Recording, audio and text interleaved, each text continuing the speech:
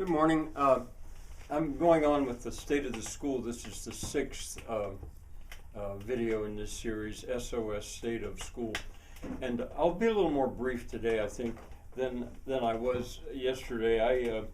I just want to add that along with the pruning, especially the pruning and the not mowing, fencing is now coming up is the time for fencing, and it's always there, that problem of fencing. Make sure your fences are good enough. Now, I guess I would have to say nowadays normal modern farmers invest a lot of money in fences right away.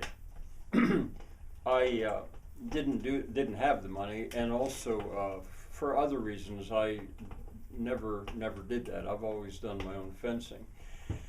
And it's tenuous. As a matter of fact, I've got to walk it this morning before I go to Hollidaysburg. This is Wednesday. This is the day I usually go to Roaring Spring and Hollidaysburg because some of my goats, they continue to get out on a part that's just almost impossible to fence.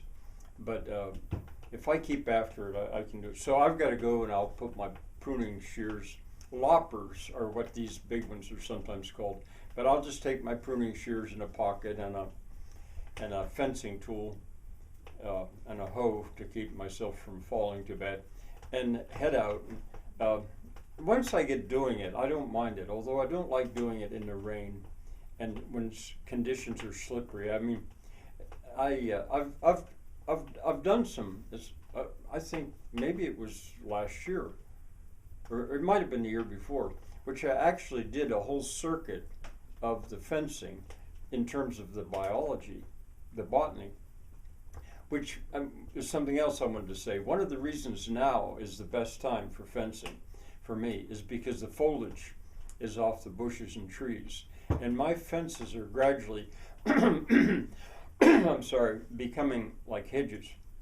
And once the leaves all come out, it's a lot harder to get through where those fences go.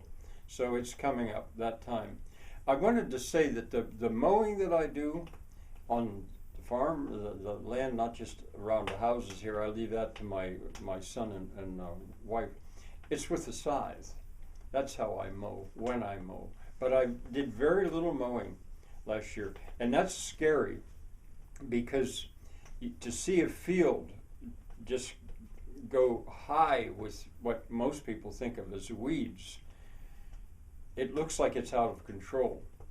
And it actually isn't. It's doing its job of shading the soil and the animals. And of course, it's a dream in terms of polyculture. I mean, of biodiversity. There's so many different plants in any given square yard of my pasture compared to like a modern hayfield or worse corn or whatever. There's so much biodiversity, plus the differential between what's in the zanja, what's on the downslope side of the zanja and the upslope side of the zanja. It's so biodiverse, and I figure it's worth it. I made the decision to just let things go unless there is a problem. Now, multiflora rose continues to be a problem.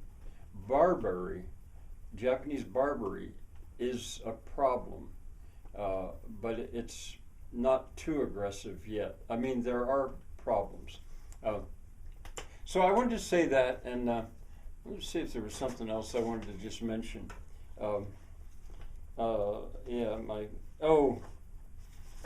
Two things. As the spring goes on, as I do my water walks and fencing and pruning, old friends reappear. I mean, plants that I haven't really seen because they get overwhelmed later in the year. Which are the first ones to show up?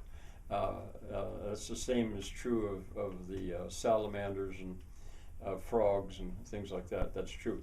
And this coming weekend, now Sunday, it's supposed to rain. It's supposed to be really warm too. We're going to get some rain over the weekend, and I expect that maybe Sunday I'll go on a water walk. I'll probably make my first trip up to Barbie Spring and see what shape that Barbie Biss is in. All right, that's enough for today. Bye.